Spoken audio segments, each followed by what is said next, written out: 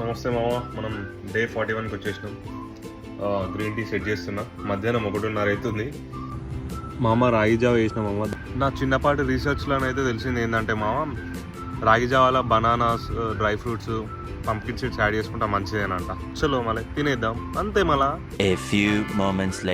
Sunday అసలు జిమ్కి పోవద్దు, బట్ ఆల్రెడీ 3 days డుమ్మా కొట్టిన. సో ఆ 3 days ఒక్క డే అన్న కవర్ అవుతుంది అని చెప్పేసి వచ్చేసినాం.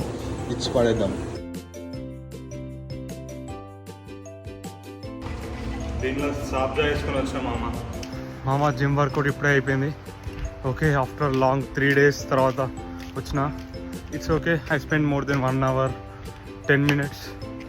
ఇదైతే మన లంచ్.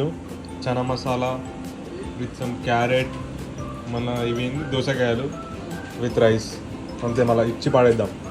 మామ ఇప్పుడే చిన్న యోగా చేసేసిన. యోగా అంటే లైక్ బ్రీతింగ్. కొంచెం ఖాళీ టైం దొరుకుంటే మధ్యలో మనం ఏదైనా చేయాలనుకుంటే మనం ఎక్కడున్నా చేయొచ్చు అనేది అది లెసన్. నాకేంటంటే ప్రతి ఒక్కదానికి రీజన్స్ వెతుకోవడం అలవాటు. సో ఇప్పుడు ఏంటంటే ఈ డేస్ ఛాలెంజ్లో కొంచెం ఇంప్రూవ్ అవుతున్నా అనే ఫీలింగ్ వస్తుంది.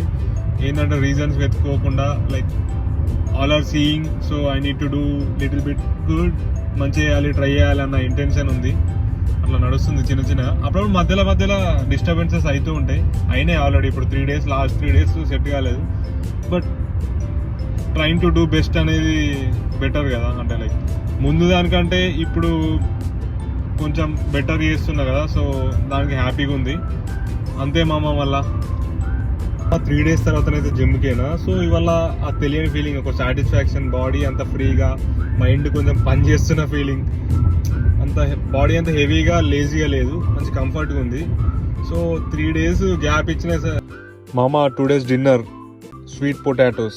ఏం వర్షం పడుతుంది మామ, అసలు రోడ్లు కనిపిస్తలేవు, ఏం లేదు.